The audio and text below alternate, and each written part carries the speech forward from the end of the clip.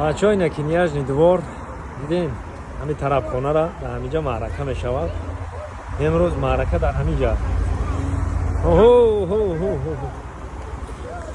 خلاصه بهترین منزل، بهترین مکان نیاجنی دوار مارکت معقول شد فورید.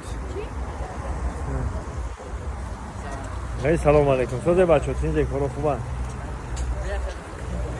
بیا چخیر بیا میگیریم چی کنیم. سلام علیکم. سوزه هسته تونجا هسته کارو خوبه. بیا سلام علیکم. زنده باشه زنده باش. گرد نیست. بیا سلام علیکم. بیا میگیریم چی کنیم. سلام علیکم. بیا خیلی خلاصه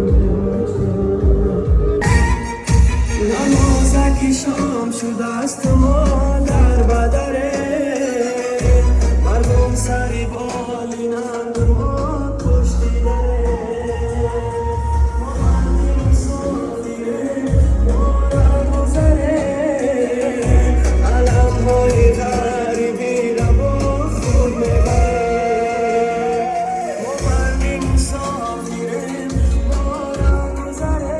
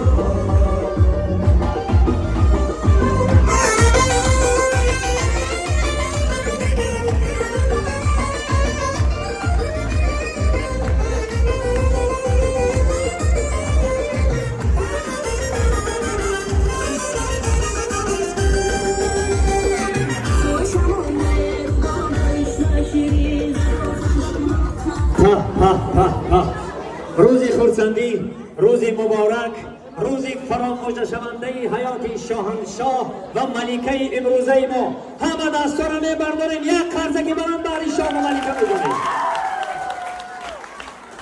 محمد جان دادر عزیزم، خرسندین مبارک باشد.